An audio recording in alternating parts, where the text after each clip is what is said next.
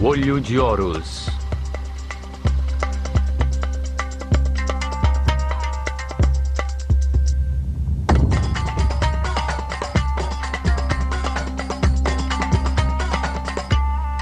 Décima parte. Philae, o princípio feminino.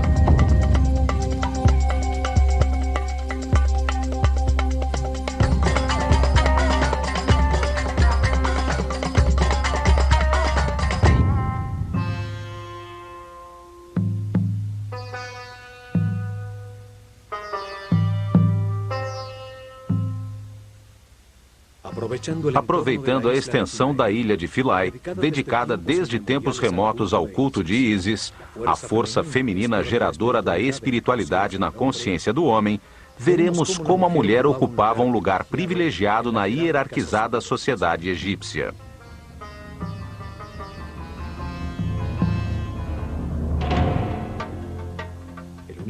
O universo egípcio estava fundamentado na dualidade, no masculino e no feminino, iguais entre si, responsáveis por gerar a ordem em meio ao caos, responsáveis por tornar o mundo cada vez mais perfeito, para depois conservá-lo eternamente.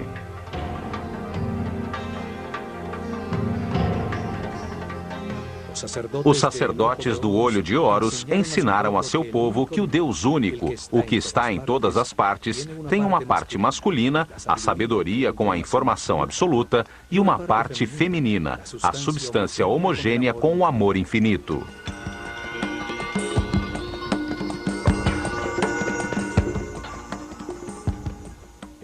No topo do seu ordenado mundo divino, Atum, como era chamado esse Deus único, sabedoria absoluta mesmo antes da manifestação do universo, já tinha uma parte feminina, chamada Nun. Era a substância virginal, a matéria não diferenciada e homogênea, as águas ancestrais, o amor infinito. Atum e Nun, a dupla original, que se encontrava em repouso, ativa sua vontade divina, terminando o equilíbrio existente. Ao fazê-lo, transformam-se em Ptah e Sekhmet, o mesmo Deus único, porém com outras características distintas, pois sua própria vontade o pôs em movimento. Ptah, a parte masculina do Deus único, emite informação criadora, e Sekhmet, a parte feminina, a gera em sua substância de amor, manifestando-se o Fiat Lux, a energia e a substância radiante em movimento. Ptah e Sekhmet são o fogo multiplicador de tudo que foi criado. Eles geram outras duplas de divindades criadoras, as forças fundamentais, que foram chamadas Néters, extensão da causa primeira em um universo divino. A ação deste fogo radiante sobre si mesmo, sobre a substância amniótica original, gera Tefnut, a evaporação úmida, e Shu, o ar em movimento.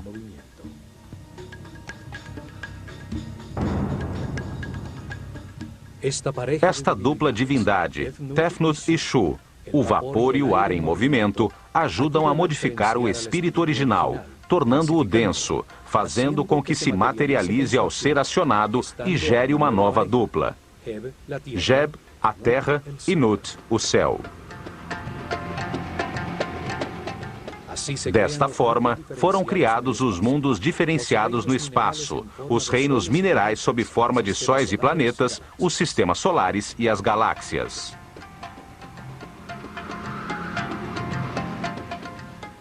Neste mundo divino, nascem outras duas duplas, Osíris e Ísis, Set e Néftis. Estas duas duplas de forças fundamentais em oposição se encarregam do processo evolutivo de todas as formas materiais no universo para transformá-las novamente em espírito. Assim, pela ação das divindades criadoras, a matéria original se transforma. Diversas combinações matemáticas produzem diferentes estruturas vibratórias, fazendo surgir nos planetas o reino vegetal, estacionário, e o reino animal, em movimento.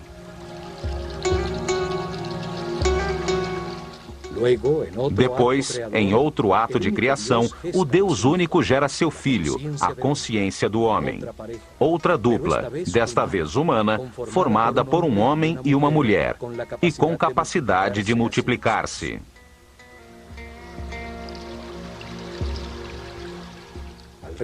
Ao fazer isto, Ta e Sekhmet, a dupla que cria o universo, transforma-se em Amon e Mut, os princípios masculino e feminino do Deus único quando cria o homem.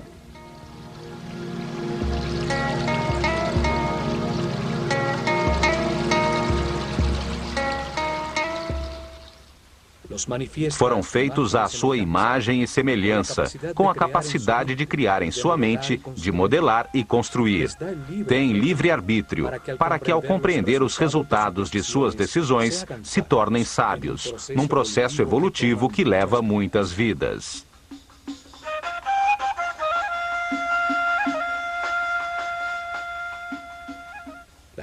A estrutura egípcia do universo divino e humano estava fundamentada na dualidade. Por tudo isso, a mulher, com sua amorosa presença, tinha um papel muito importante na sociedade.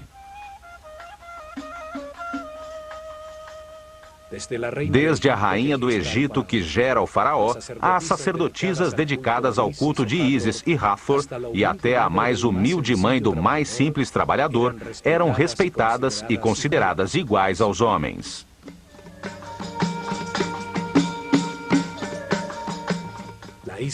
A ilha de Philae era dedicada a Ísis, a figura que, como mãe de Horus, simbolizava a maternidade. Ísis ocupava no coração dos egípcios o mesmo lugar que hoje ocupa a Virgem Maria no coração dos católicos.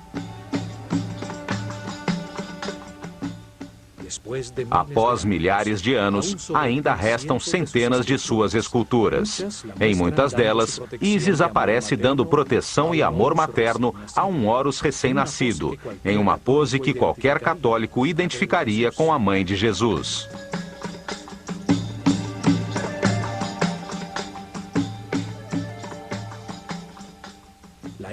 A ilha recebia as iniciadas e sacerdotisas dedicadas ao seu culto em uma sociedade igualitária. Centenas de mulheres chamadas Henmuet Neter eram responsáveis pelo treinamento musical, cantos, bailes e pelo toque do sistro durante os rituais em todos os templos do Egito.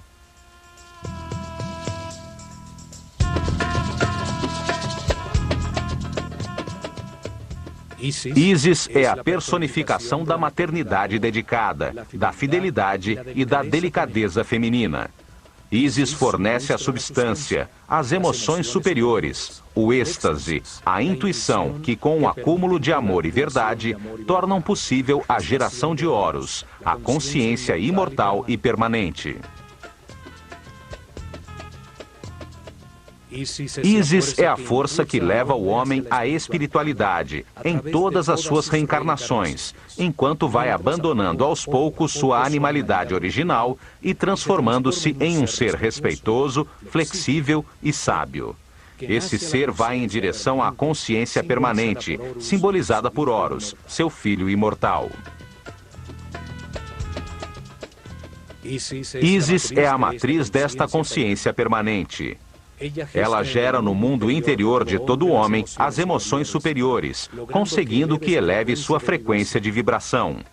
Ísis manda desde as dimensões superiores em direção à consciência, a inspiração que produz as ideias e que dão lugar às artes. Ísis impulsiona a busca e o reconhecimento de Deus. Impulsiona o caminho à espiritualidade, fazendo com que cada homem, livremente, em seu interior, possa sentir a emoção superior de adorá-lo e que o levará ao êxtase.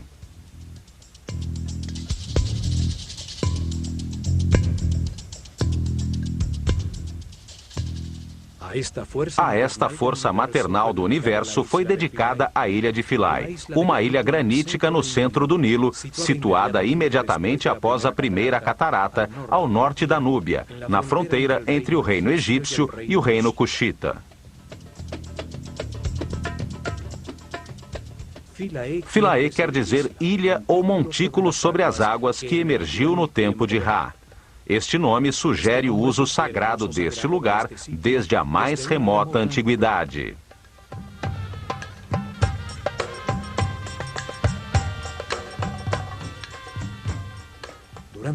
Durante milhares de anos, os belos templos ali localizados serviram como ponto de divulgação da cultura, da religião e da arte egípcia em direção à Núbia e ao Sudão.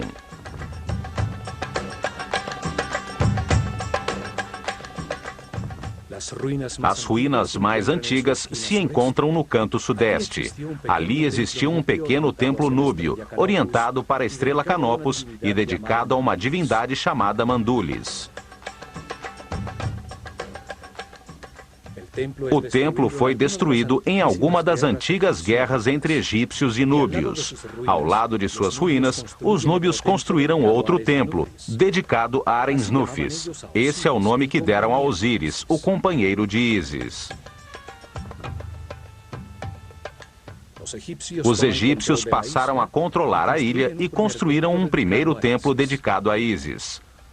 No ano 1250 a.C., Ramsés II deixou um marco em que afirma tê-lo reconstruído. O faraó Taharka faz o mesmo no ano 680 a.C. e 120 anos depois, no ano de 560 a.C., o faraó Amazis mandou talhar as imagens de seu pílono.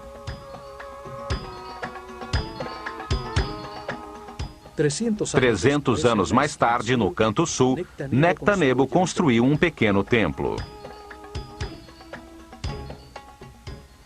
No ano 250 a.C., os faraós ptolemaicos, herdeiros de Alexandre Magno, decidiram reorientar o eixo do templo em 21 graus, para enfocar novamente a estrela Canopus, que tinha se deslocado com o movimento do sistema solar. Os templos estelares eram desmontados e reconstruídos a cada 300 ou 400 anos para enquadrar a estrela que estudavam, pois o movimento do sistema solar pela galáxia atirava da orientação dos pílunos.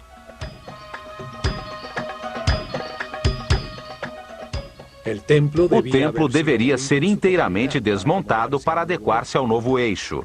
Mas nestes tempos finais, os ptolomeus estavam mais interessados na Grécia e Macedônia, por suas rivalidades com os outros reis helênicos com quem Alexandre Magno dividiu seu império.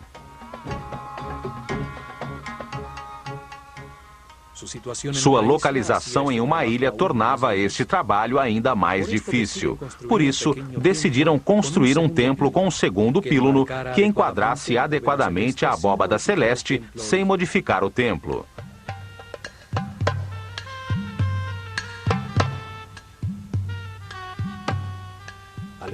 Alexandria tinha se tornado a capital do Egito e o grego seu idioma oficial.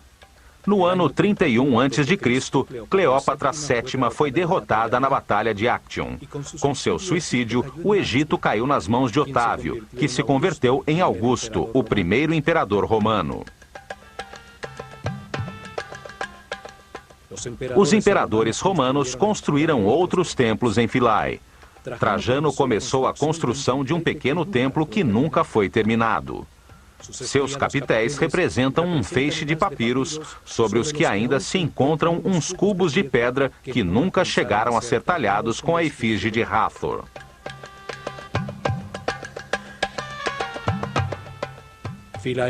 Philae foi um dos últimos lugares em todo o Egito onde permaneceram sacerdotes dedicados ao culto antigo.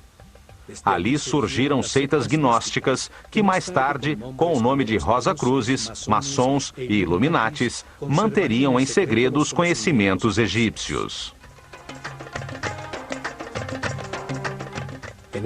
No ano de 553 d.C., a ilha, um dos últimos bastiões do chamado paganismo egípcio, foi dedicada a Santo Estevão e à Virgem Maria por um decreto do imperador Justiniano. No século XX, a ilha de Philae foi submersa pela represa de Assuã. Com fundos da Unesco, o templo e as demais construções foram desmontados, peça a peça, e reconstruídos na ilha Algíquia, a quem se deu a forma da ilha original.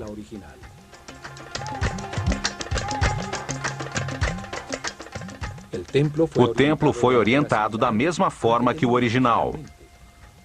Norman Lockyer registrou o eixo do templo original aos 76 graus e meio sudoeste, com o intuito de focalizar os movimentos da estrela Canopus sobre o Polo Sul. Esta é a mesma estrela a qual estava orientado o templo de Edfu.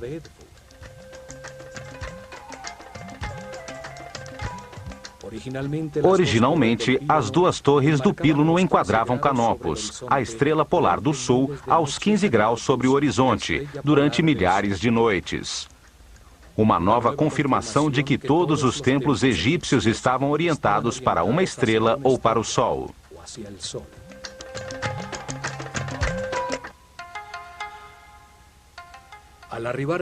Do Nilo, já se vê a imponente construção, com os dois pílunos que formam o grande pátio interno e a extensa colunata que forma um pátio que termina em frente ao pequeno templo de Nectanebo.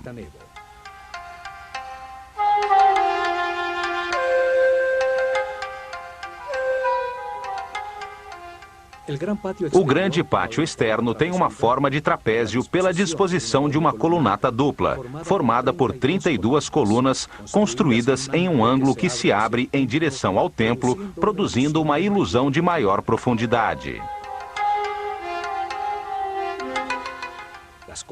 As colunas e um extenso muro que tem a distâncias regulares, uma série de janelas que se abrem para o Nilo, formam um imenso corredor. Todas as colunas são diferentes, como um conjunto de papiros. Seus capitéis floreados, de cores vivas, tinham diferentes formas.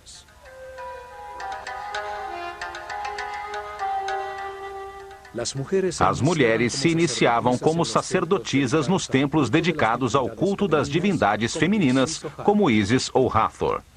Neles, educavam as responsáveis pela música e pela dança, que acompanhavam os rituais de todos os templos do Egito.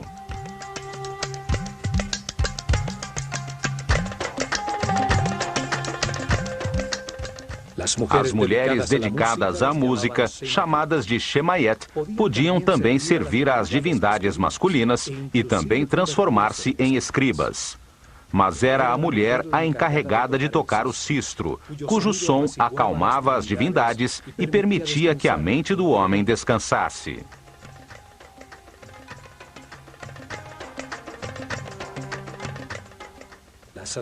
As sacerdotisas dedicadas a Hathor, divindade que representa a sexualidade feminina, o amor, a música, a dança, e cujas festividades eram de embriaguez, origem das festas dedicadas a Baco, tinham outras funções sociais. Elas traziam a fertilidade e ensinavam as artes do amor aos homens que iam casar, para que aprendessem a dar prazer à futura mulher.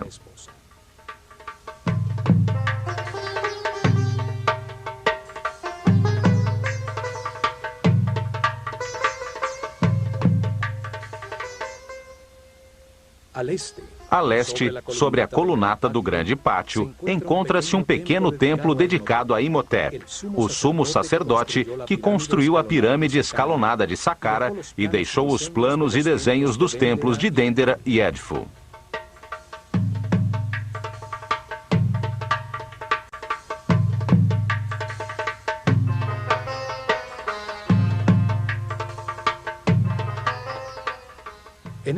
Neste primeiro píluno, assim como na maioria dos templos, está talhada a figura do faraó, neste caso, Ptolomeu XII, golpeando com sua vara de poder os chamados 9 inimigos do Egito.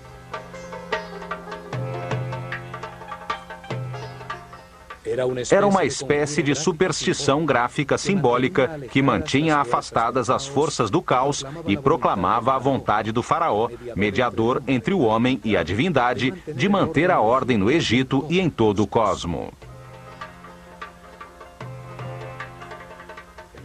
O confronto entre a ordem e o caos é uma mostra da maneira dual como os egípcios encaravam o universo. Assim também o país tem duas regiões, o grande vale do Nilo, chamado de Alto Egito, e o delta em que se abre quando chega ao Mediterrâneo, chamado de Baixo Egito.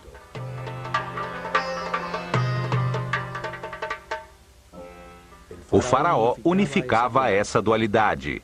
Usava duas coroas para indicar seu domínio sobre essas duas regiões.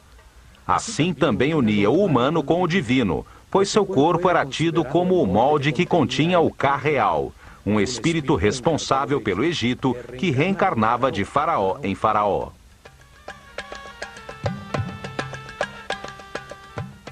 Por isso, o faraó, o mais importante de todos os egípcios vivos, representava o nível de consciência alcançado pelo povo durante seu reinado. Era como um Deus menor, ao ser sempre a reencarnação do espírito designado por Deus para manter o Egito organizado.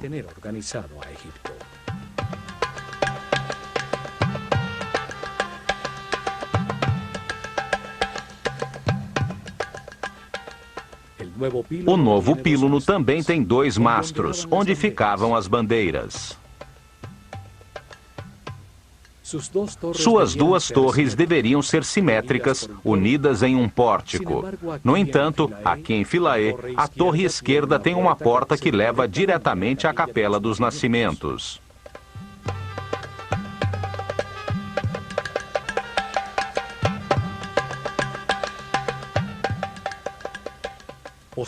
Posteriormente, no período da Iluminação Romana, um pórtico foi anexado ao primeiro píluno.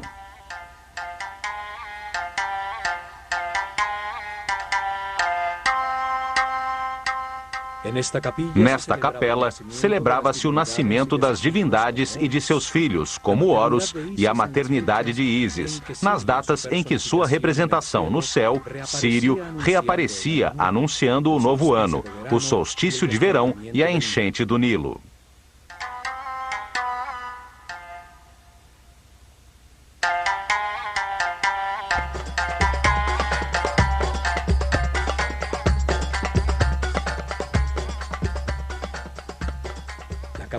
A Capela dos Nascimentos, com suas colunas atóricas, substituiu o templo principal como observatório astronômico, antes dos romanos construírem as colunatas que dão forma ao pátio trapezoidal.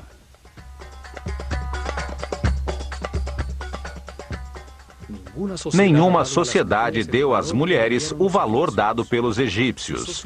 Sua sociedade era igualitária.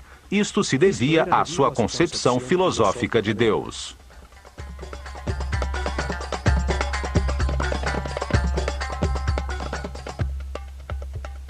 Em ações legais.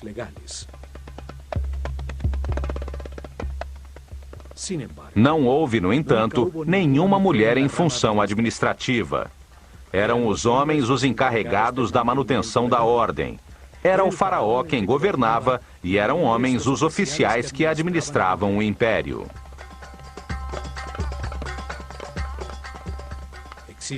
Existe uma lenda que afirma que o direito ao trono era transmitido através da linha feminina, que era a princesa real, a herdeira legal do trono. O homem por ela escolhido como marido se convertia no faraó reinante.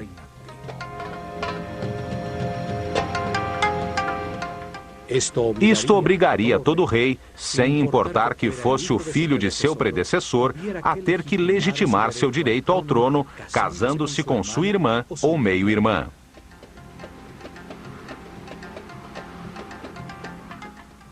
No entanto, não existe uma linha direta de herdeiras que confirme esta lenda. Sabe-se que os faraós eram polígamos e que as esposas principais de Tutmoses III, Amenhotep II e Amenhotep III, não eram de família real.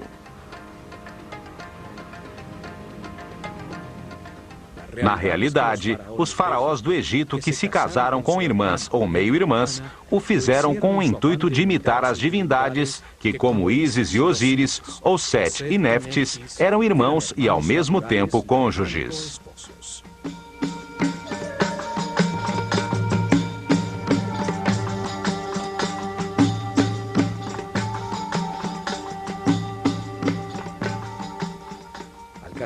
Ao casar-se com sua irmã ou sua filha, o faraó se distanciava dos súditos, que nunca se casavam assim, e se colocava ao nível das divindades, reafirmando seu direito divino de reinar.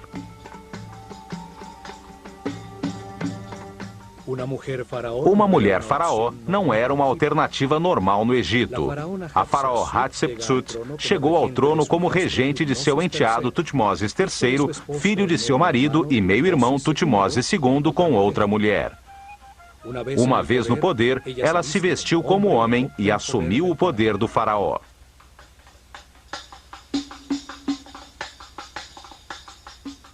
Após seu reinado, sua imagem como faraó foi sistematicamente apagada dos registros para eliminar da memória uma mulher que se apoderou do trono de forma imprópria.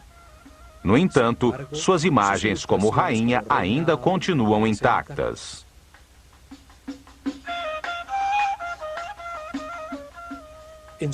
Em apenas 4 ocasiões, durante os 300 reinados, as mulheres se transformaram em faraós do Egito, por razões extraordinárias e como último recurso de suas famílias para tentar manter a ordem.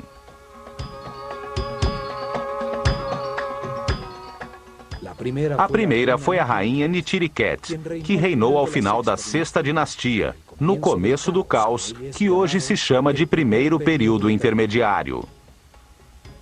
A segunda foi Nefrusobk, em situação semelhante ao final da 12ª dinastia. A terceira foi Tausret, que reinou depois do caos causado por Moisés com suas 10 pragas, quando seu marido Sete II morreu afogado cruzando o Mar Vermelho. E a quarta foi Cleópatra, que matou seu irmão antes que o Egito se transformasse em província romana. Todas tinham em comum serem rainhas do Egito por terem se casado com o faraó e chegarem ao trono pela morte destes em circunstâncias extraordinárias.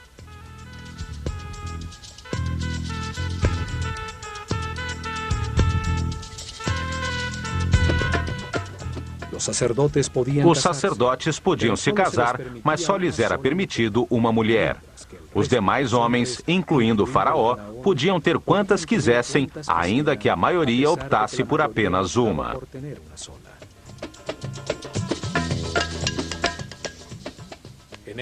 No Egito, existia a separação legal em caso de fracasso do casamento. O homem era obrigado a devolver todas as propriedades e riquezas que a família da mulher havia dado em dote, mais uma parte das suas para os filhos que tivessem tido. Para tanto, somente tinham que dizer, perante o sacerdote do templo e testemunhas das duas famílias, as seguintes palavras: Eu me separo de ti como mulher ou marido e me afasto de ti para sempre. Renuncio a meus direitos sobre ti. Que a vida te dê outro companheiro ou companheira no lugar a que queiras te dirigir.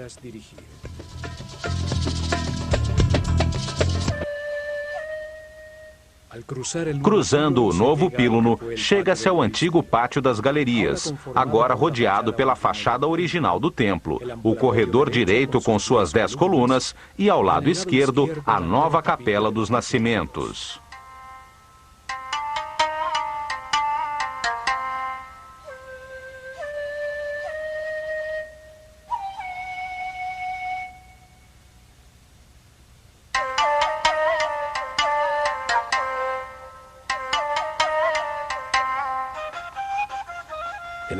Neste pátio encontra-se o marco com o cartucho de Ptolomeu e Cleópatra, que serviu a Champollion para decifrar o decreto escrito em hieroglifos grego e demótico na famosa Pedra da Roseta.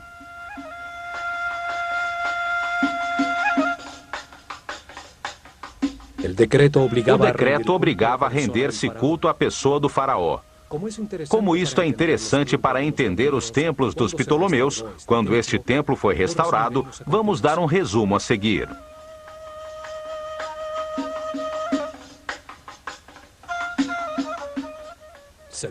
Decreta-se que todos os templos do Egito devem destinar em seu interior, ao lado dos santuários dos deuses, um lugar que mantenha uma imagem em ouro do eterno rei Ptolomeu, o amado de Ptah, o deus Epifânio Eucaristos, diante do qual deve-se colocar a imagem da divindade principal do templo, entregando-lhe a arma da vitória. Tudo deve ser feito com o estilo egípcio, e os sacerdotes, com suas vestimentas sagradas, devem prestar adoração 3 vezes por dia, realizar todos os rituais em sua honra e, nas festividades egípcias, carregá-lo nas procissões, como fazem com os outros deuses.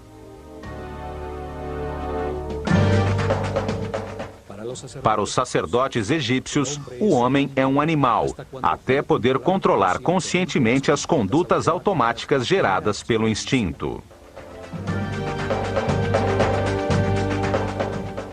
As reações automáticas do instinto permitem aos animais e aos homens ignorantes procriar, manter e defender a vida.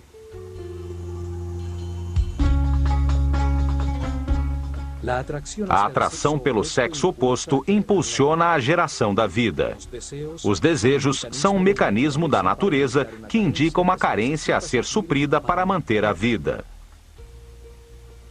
O medo impulsiona a fugir ou a agredir em defesa da vida.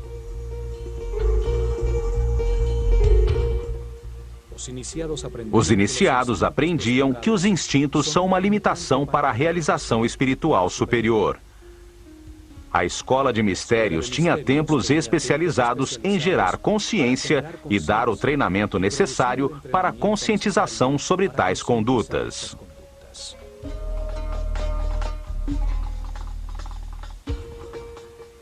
O instinto de agressão era controlado em templos como Kom-Ombo.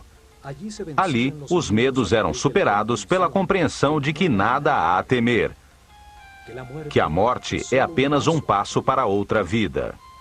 Aprendia-se que o medo apenas desperdiça a energia vital necessária para que se atinja a paz interior.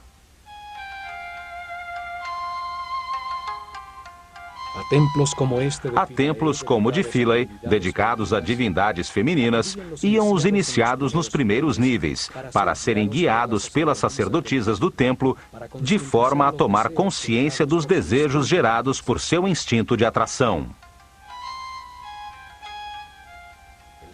O desejo permite ao homem reconhecer uma necessidade ou uma atração.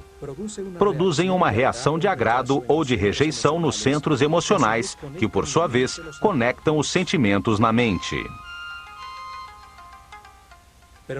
Mas tais sentimentos são polarizados. Podem ser de alegria ou tristeza. Podem produzir satisfação ou insatisfação. Por isso é tão importante compreender como são formados para podermos então controlar os de características negativas. Os sentimentos negativos geram apatia, esgotam a energia vital e escravizam o homem às baixas frequências de vibração. Os egípcios acreditavam que o caminho evolutivo começa com o controle dos centros inferiores, quando essas condutas automáticas se tornam conscientes. A forma egípcia para transcender as emoções, a lascívia e os desejos sexuais era reconhecê-los e experimentá-los. Uma pessoa inexperiente e ingênua se descontrola facilmente, é vulnerável a situações que desconhece e pode facilmente cair em depressão. Por isso, a primeira parte do treinamento dos sacerdotes, homens ou mulheres, os levava a reconhecer seus desejos.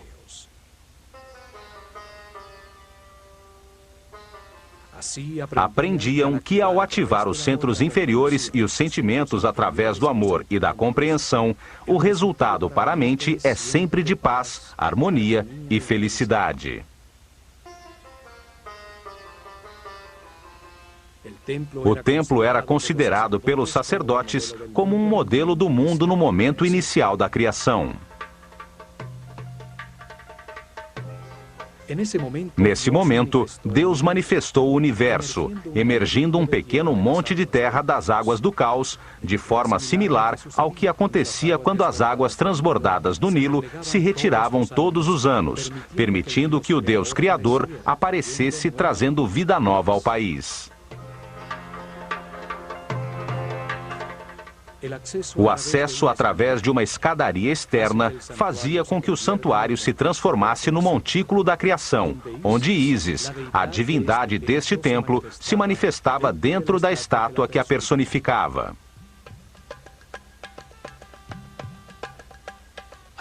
Ao subir ao seu interior, chega-se a um pequeno pátio cercado por colunas, localizado no centro do chamado Salão da Vida, um salão suspenso com elevadas colunas.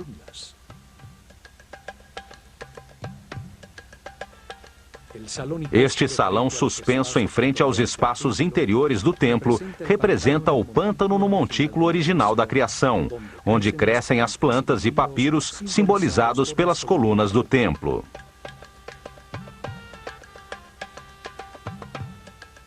O espaço aberto central servia às vezes de capela, onde as figuras simbólicas eram expostas à luz solar para renovar a energia, num ritual antiquíssimo.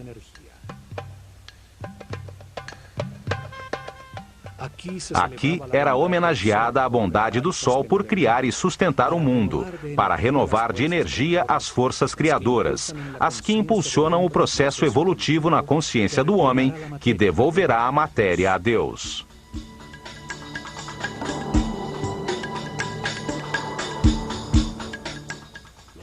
Os muros deste espaço foram talhados para mostrar como o universo era entendido. Vemos também outras talhas de numerosas cruzes cópticas, marcas da nova filosofia que chegou ao Egito quando Philae se transformou numa igreja católica.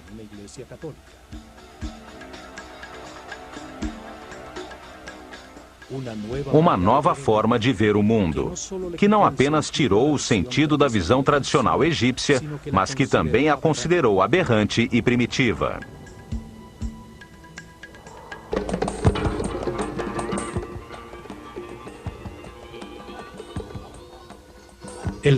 O Salão da Vida, ou Per Ankh, servia como um escritório, onde eram escritos, copiados, editados e armazenados os textos sagrados.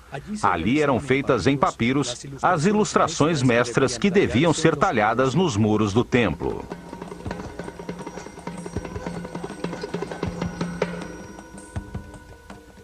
Nos salões da vida de todos os templos egípcios também eram feitos os papiros com as cópias dos livros dos mortos, utilizadas em seus ritos funerários.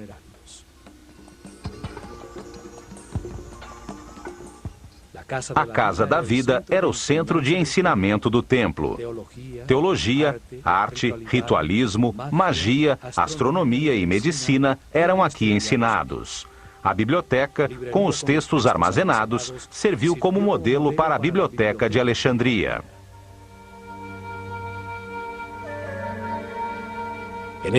Neste salão, as sacerdotisas tocavam harpa. Eram entoados os cânticos e feitas as músicas que acompanhavam todos os ritos religiosos. Os egípcios acreditavam que a música tinha uma origem divina. Os muros dos templos nos mostram que eles usavam muitos instrumentos de percussão, tambores, flautas e os sistros, que eram fundamentais nos ritos funerários e nas procissões.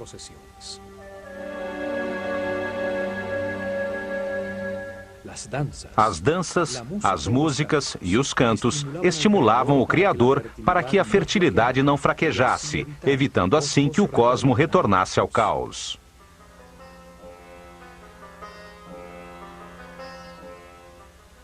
As sacerdotisas também cuidavam dos doentes que chegavam ao sanatório do templo em busca de ajuda e do conhecimento dos sacerdotes.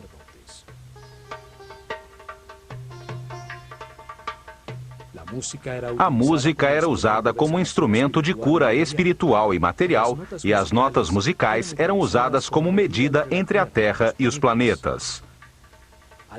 Ao dançar, adorava-se a Deus, à força do amor, à felicidade, ao baile e à música.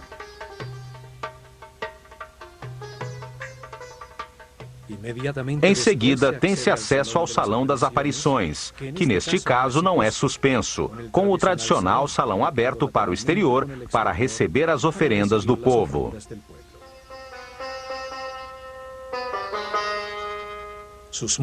Seus muros contêm cenas que, como em todos os templos do Egito, não têm nenhum fundo. A interação do faraó com as divindades acontece fora do tempo e do espaço.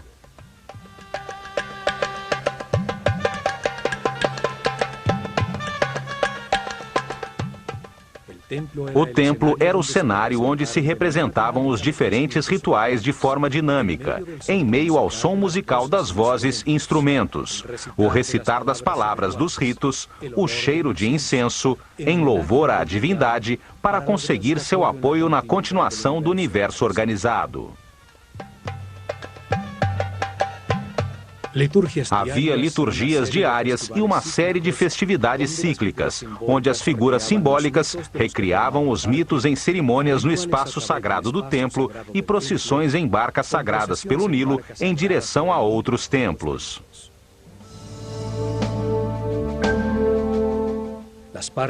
As diversas partes que formavam o templo eram, acima de tudo, funcionais e demonstravam a forma como os sacerdotes egípcios entendiam o universo.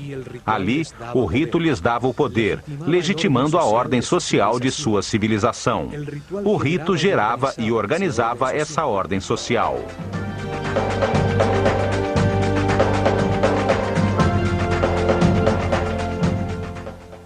Depois, chega-se à Câmara das Oferendas. Do seu lado esquerdo ficava o Salão da Barca de Ouro, usada para levar a imagem sagrada nas procissões e festividades.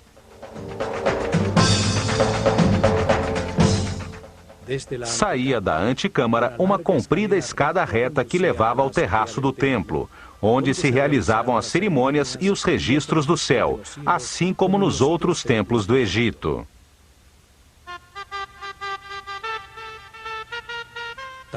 Talhados nas paredes desta antecâmara, vê-se o faraó Ptolomeu fazendo oferendas a Ísis. Tais paredes, douradas em outros tempos, pois eram forradas com lâminas de ouro, perderam quase toda a cor original.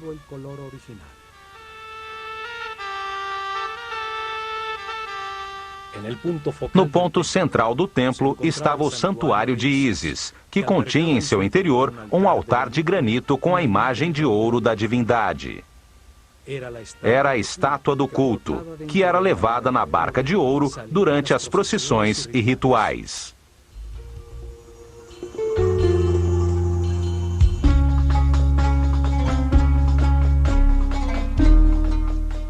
Ísis, a Virgem Mãe Egípcia, que concebe Horus de forma imaculada, tem sobre a cabeça um trono, uma cadeira simbólica sobre o chakra da coroa, onde se sentará a consciência permanente de todo homem e que reinará para sempre.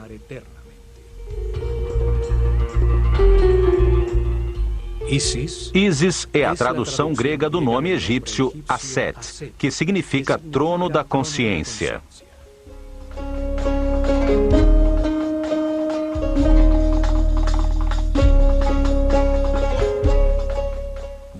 É muitas vezes representada com um abutre sobre a cabeça, no qual se apoiam uns chifres de vaca sustentando um disco dourado. O abutre dedica-se tão somente às suas crias. Transforma em seu interior as substâncias em decomposição, transformando-as em alimento, em nova vida.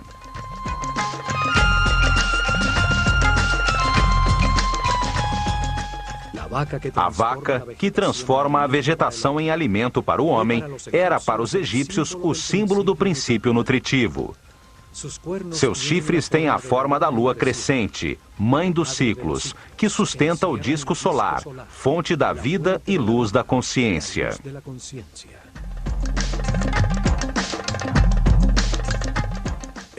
Este santuário simbolizava o respeito que os egípcios tinham pela maternidade. um respeito baseado na busca da ordem e do equilíbrio.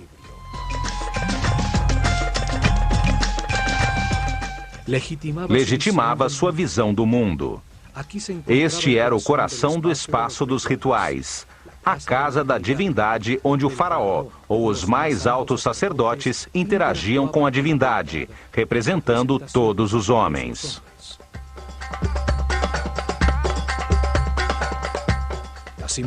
As imagens talhadas da divindade permitem que torne a viver na mente de todos os que a observam, fazendo com que participem simbolicamente de seus rituais e compartilhem suas oferendas.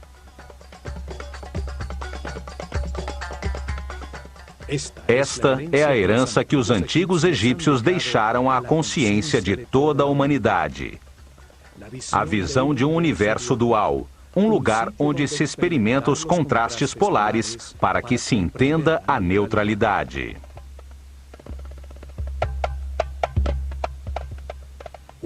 Uma escola desenhada por Deus de forma perfeita para transformar por sucessivas reencarnações um inocente em sábio, um animal em super-homem, graças à experiência adquirida a partir de suas próprias decisões.